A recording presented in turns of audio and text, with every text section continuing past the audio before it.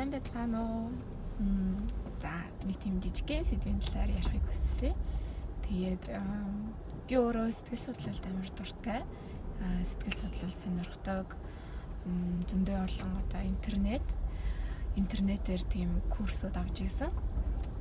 Төлбөргүй YouTube-ээс биш мэргэжлийн хүнээс гээд тийм болохоор тодорхой хэмжээний яг тийм гэр бүлийн харилцаа, эхнэр нөхөр хоёрын харилцаа, яг одоо удаан хугацаар харилцаанд орж байгаа, удаан хугацаагаар үерхэж байгаа хосуудын яг тэр харилцаагийн судлах аягүй дуртай. Тэгээд үүнээс үндэслэн мөн өөрийнхөө орс болон англи хэл дээрээс олж авсан мэдээллүүдээс үндэслэн өөрийнхөө сонирхол дээрээс болон жижигхэн туршлага дээрээс үндэслэн эрэгтэй хүний нүдээр эмэгтэй хүний үнцэн гэж юу юм бэ? Эмэгтэй хүн үнцэнээ алдаад ирэхээр эрэгтэй хүн яг яадаг вэ? Үнцэнээ алдна гэдэг нь яг юун дээр илэрдэг вэ гэдэг сэдвийн талаар ярилцахыг хүссэн.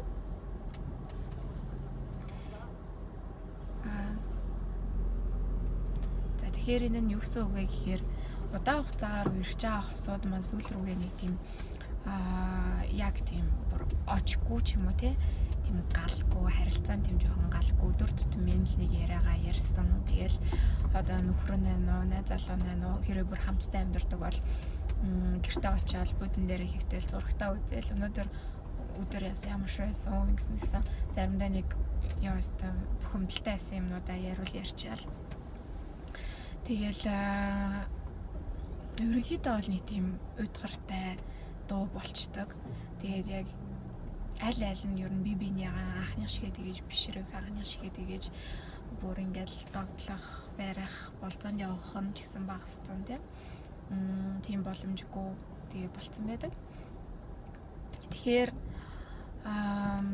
тодорхой хэмжээний ерөнхийдөө бол эмэгтэй хүн бүр тэр ингээ эрэгтэйд үнцэнээ алдаад магадгүй таныг баярлуулахгүй, магадгүй таныг хоолндоо оруулахгүй, магадгүй зүгээр л танд гоё үг хэлхээ болцсон тэр төвшөнд хүргэнэ гэдэг нь тодорхой хэмжээгээр эмэгтэй хүн үнцэнээ алдсан байна гэсэн үг.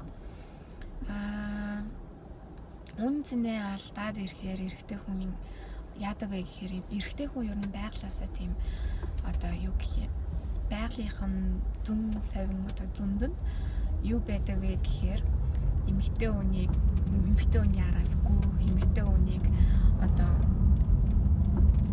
ангуучлах гэх юм уу тийм зүүн совинтой байдаг. Тэгээд тэр байгалийнхын зүүн совин нь алга болоод ирэхээрээ хайхрамжгүй болдог. Магадгүй таны хэлсэн үгийг үглэлт гэж хүлээж авдаг болдог тийм байгаа. Тэгэхээр яг энэ эмэгтэй хүний үнцэнээ алддаг хамгийн одоо үндсэн зүйлүүд нь юу вэ гэхээр эмэгтэй хүн бүхэлдээ өөрийнхөө амьдралыг эр хүнд зориулцдаг. Яг тэр хажууд байгаа залуудаа өөрөө ямар сонирхолтой болчдөг, өөрөө юу ч хийх хүсэлгүй болчдөг. Би энэ залууд бүх зүйлээ зориулах ёстой. Энэ одоо надгүйгээр чадахгүй ч гэдэг юм уу тийм. Эмэгтэй хүн ер нь дандаа тийм л бодолтой байдаг. Одоо би хоолоо ихгүй бол манай нөхөр хоолоо хийж чаддаггүй юм. Би хувцас нугаахгүй бол манай нөхөр хувцас угааж чадахгүй ч гэдэг юм уу тийм. Яг үнэндээ бол чадан цаадуулж байгаа. Та бүх юмаа тэр эрэгтэй зориулах тусмаа таны үнц нь ундарч та яг тэр эрэгтэйгийн хувь нэг ээж шиг их чихэн болж хувираал. Яг танаас тэр ингээд амрагийн бүр тэр гар халуун мэдрэмжийг ол авах болно. Тэгэхээр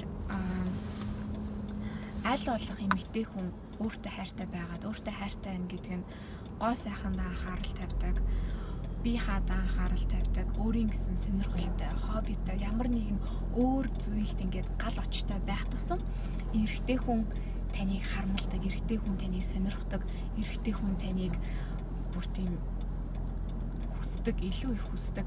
Яагаад вэ гэхээр бид нар одоо ингээд хардуулна, барина гэхээрэл одоо өөр эрэгтэй хүнтэй болцох ёстой ч юм уу, эрэгтэй хүнтэй хаях ёстой ч юм уу гэж боддог. Яг үнэндээ бол тийм биш. Бид нэр хардуулахыг хүсэх юм бол та тодорхой хэмжээгээр тэр эрэгтэйгээс зайгаа бариад тодорхой хэмжээгээр найз залуугаасаа зайгаа бариад би фитнест явмаар байна. Эсвэл би йогт явмаар байна. Гээд альбом хүчээр тэр йог фитнест явах биш. Бүр үнэхээр өөрөө дуртай да тий бүр ингээд нэг тийм гал халуунаар гал халуун оч цогтойгоор тэр йог фитнест явах хэрэгтэй. Тэгээд яасан одоо йогондоо явцсан уу, фитнестэй явцсан уу гэж танаас хаахаа явсан өнөөдөр үнэхээр гоё өдөр байлаа. Миний сэтгэл санаа үнэхээр гоё байна. Баярлалаа хараа намайг юмд явуулж байгаа ч гэдэг юм уу те.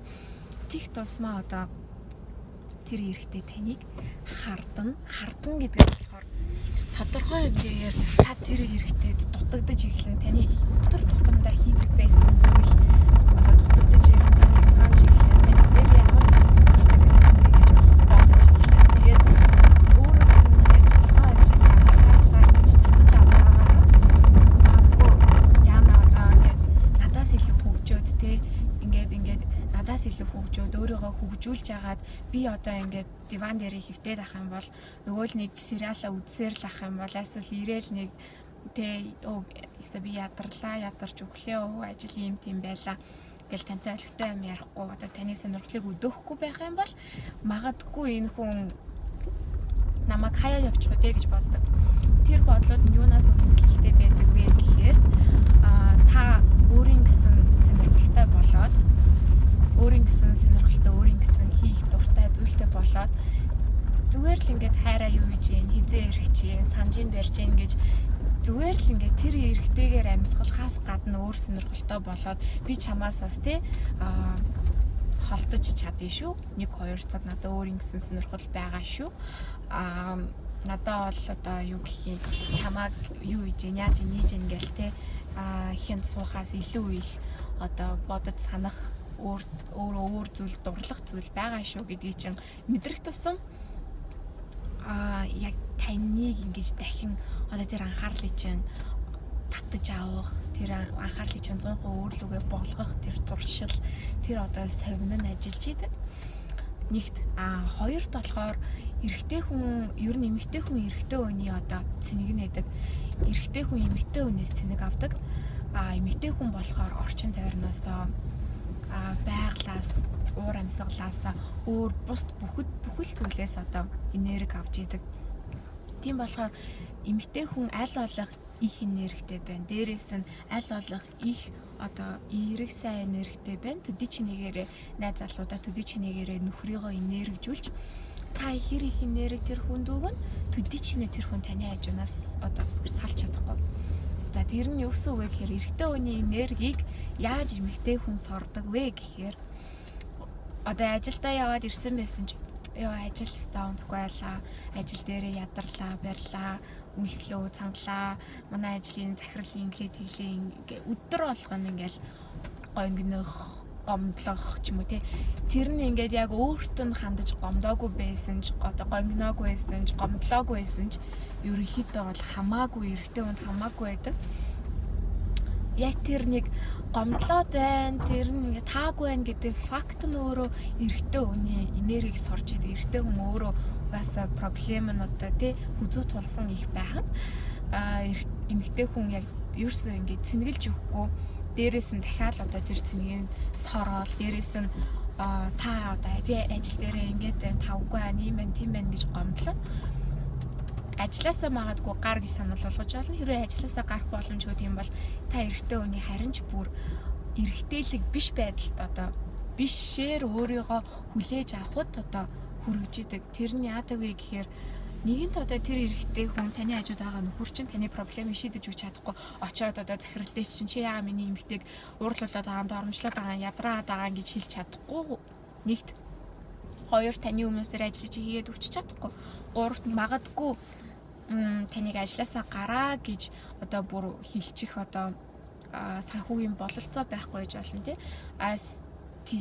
Тэгэхээр эрэгтэй хүн өөрийгөө би ямар арчаагүй ярих юм бэ гэж мэдэрч эхэлдэг.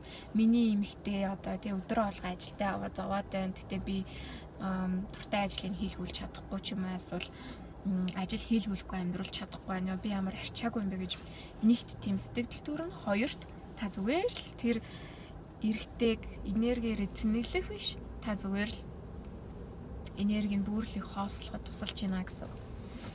За 3-т юу гэдэг вэ гэхээр байнгын чи намайг сонссонгүй, чи намайг ингэсэнгүй, чи намайг тэгсэнгүй. Дээрээс нь бусадтай харьцуулах. Ер нь бол эрэгтэй хүн бусадтай өөрийг харьцуулсан эмэгтэйд үнэхээр дургүй байдаг.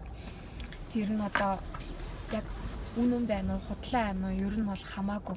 Ер нь бол харьцуулалт хийж л байвал дургүй. Ер нь бид нар хин ч байсан ерөнхийдөө бол тийм харьцуулалт дургүй байдаг. Тэгээд бидний ч гэсэн тэг бага хахад тэр нь туяагийн охин тийм сайн байхад чи ийм байлаа мэлаа гэдэг харьцуулалт нь бид нар ч гэсэн өөрсдөө дургүй байдагтай адил эрэгтэй хүмүүс бүр ялангуяа хоёр дахин тиймэрхүү харьцуулалтыг үнэхээр үзэн яддаг. Тийм болохоор ямар нэгэн байдлаар одоо та хин нэгний нөхөртөө харьцуулах юм бол буцаад хоёр дахин илүү бүр цохилт авахд бэлэн бай. Одоо нэг харьцуулаа, хоёр харьцуулаа, гурав харьцуулаа. Сүүлдээ таныг өөрөө тийм мундаг юм шиг, өөрөө тийм лаг юм шиг. Тэгвэл чи таныг ч гэсэн одоо ямар нэгэн хүнтэй харьцуулах эмэгтэй гарч ирж л таараа магадгүй тэр батагийн ихнэр нь тэгвэл тийм гоё ахад одоо өөрийгөө тийм гоё авч явж байхад чиний тийм лаг агаа чи хаана агаа ч гэдэг юм уу. Магадгүй тэр юм байхад тийм байхад энэ тэрэ гэл. Тийм болохоор ерөнхийдөө бол ерөөсөө харьцуулж болохгүй. Та харьцуулснараа бас л өөрийнхөө үнцнийг алдна. Дээрээс нь та харьцуулалт хийснээрээ та дандаа шүү. Ер нь бол эмэгтэй хүн дандаа би чамаа сонгосон шүү. Би чамааг хамгийн шилдэг нь болохоор сонгосон. Чи бол миний хувьд хамгийн шилдэг, хамгийн номер 1 эрэгтэй хүн. Тийм болохоор чи шилдэг болохоор би ч гэсэн шилдэг. Би чамааг үнэхээр хаан гэж сонгосон. Тэгэхээр би чиний хатан хаа. Тэгэхээр би чамааг хамгийн шилдэг гэж боддог болохоо чи ч гэсэн намайг хамгийн шилдэг эмэгтэй шиг л амьдрал. Ер нь бол яг л тийм л.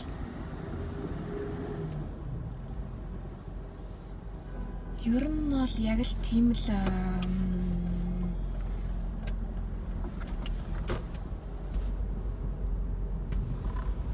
нь бол яг л тийм л нөхцөл тавих хэрэгтэй.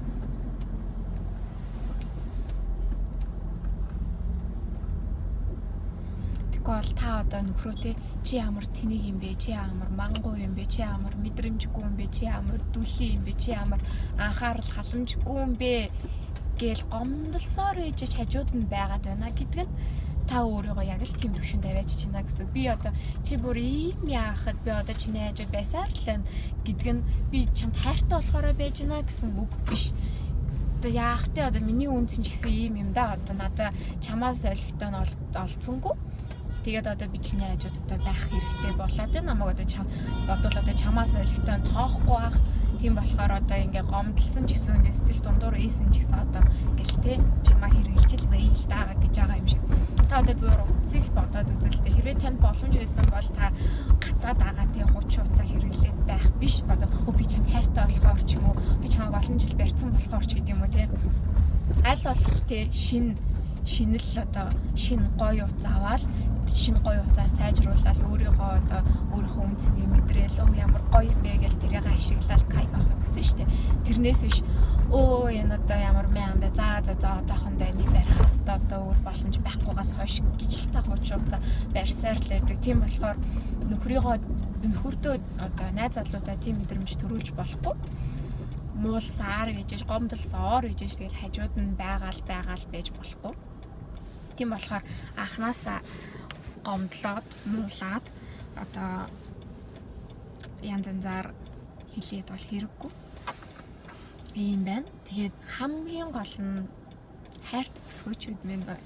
Хамгийн гол нь үнцэнтэй байхын тулд өөрийн гэсэн сонирхолтой ах хэрэгтэй, өөрийн гэсэн хоббитой, өөрийн гэсэн хүсэлтэй ямар нэгэн зүйл нөхрөөс ч гадна, найз залуугаас ч гадна ямар нэгэн зүйл таныг бүр ингээд мөрөөдүүлдэг, амьсгалуулдаг, бүр ингээд би тэггүй болж чадахгүй нэ гэж тэгдэг.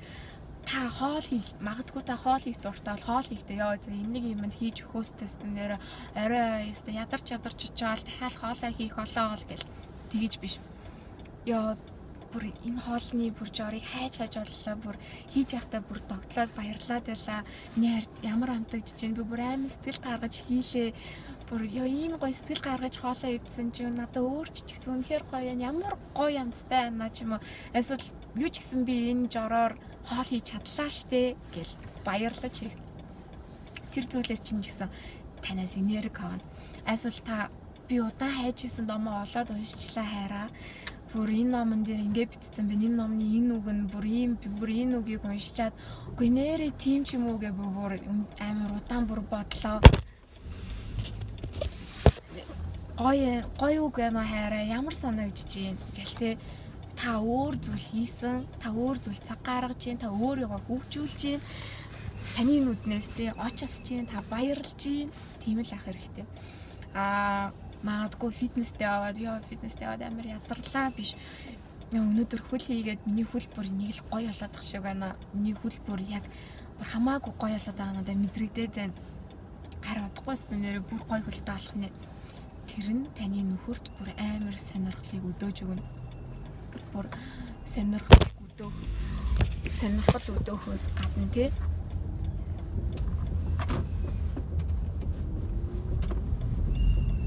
Сонирхол өдөөж өгнө. Тэгээ мөрөөдлөө ярихаас бити гоё мөрөөдөлтөй бай. Зүгээр л ингээл бид нарт те багын хүүхэд насны янз янз ингээл жижиг мөрөөдлүүд байдаг байсан. Тэр мэрээ яриад хошин байхаас бити одоо санаа зов бити гэж зүгээр тэнэг одоо мөрөөдлөө яриад өстөн жоохон бахта хүүхэд шиг байж тэр ингээл хүүхэд насныхаа гой дурсамжуудыг ч гэсэн яар. Аль болох ер нь өдөр тутмын хэрэг магадгүй та хүүхэдтэй бол хүүхэд нь бааснуу шээснүү, яасан ийсэн, цэцэрлэгээс нь авснуу, барьснуу, ажил нь ямар байсан, миний ажил юм ядарч интэй унтыгээл тийм байхаас гадна багаар өөрийгөө хөгжүүлээд яриан дундаа гой сонирхолтой юмнуудыг оруулж иржээ. Тэгвэл та илүү үнцэнтэй байна. Дээрээс нь гомдлогоо багасгаад олон сонирхолтой 100% өөрийгөө хизээж битээ одоо зарцуул магадгүй та үнэхээр өнөөдөр ядарч ивэл таны нөхөр чинь хайрладаг бол хараа би хоол хийсэнгүй, хараа би гэрээ цэвэрсэнгүй, би ядраад байна, ядарч ахтай хайрна одоо тий амар онцгүй амтгүй хоол хийхийг хүссэнгүй. Би зүгээр л сайхан баанд хэвтлээ. Гой өөртөө цаг гаргаад нөх сайхан мэдрэмж авмаар байна гэл баанда хөвччихэлтэй. Тэгвэл би одоо ингээл энэ гэрт юу хийхгүй бол хин ч юу хийхгүй ста гэр дэлбэр нь байрна. Гэхдээ хамгийн гол нь яг үнэндээ та яг нөхрийнхөө зэнэглэгч та энергиэр хангавч яг тэтгэгч тэр гэр гүйгүүлэгч нь байх хэрэгтэй болохоор хамгийн гол нь та тэр гэр бүлийн уур амьсгалыг авч явах хэрэгтэй. Гэр чинь хичнээн цэвэрхэн байгаад уур амьсгал чинь нэг л баргар ургар хിവэрэ байсаар л байвал та тэнд одоо хичнээн мянга зүйлгээд хэрэггүй тэрний оронд зүйл өөрийгөө зүйлэг өөрийнхөө одоо юу гэдэм биеийн хайл хэсгийг зүйлмээр сайхан тэрийгээ зүйлэг тэгээд өөрийгөө гой сайхан болж байгааг хараад кайф авч байгаагаа нөхөртөө хэл гэлтэй. Тийм болохоор амжилт хүсье. Би ирэх газараа ирчлээ. Тэгээд хэрвээ сонирхолтой агуул ерөнхийдөө бол дараачих дээр яаж бас үнцэнэ авч үлдэхүү. Тэгээд дөнгөж одоо тий магадгүй танд үнэхээр таалагддаг байсан залуучин тантай ингээ холбоотой агаал сар 2 сар 2 дэжгүй юм шиг явж ирсэн аа. Яагаад гинт холбоогоо таслаад ч юм уу мэгшгэ байхаа болчихв. Яач юу гэдэг тэр талаар эрэгтэй хүний жоохон сэтгэл зүйн онцлогуудын талаар ярилцаж болно. За баяртай.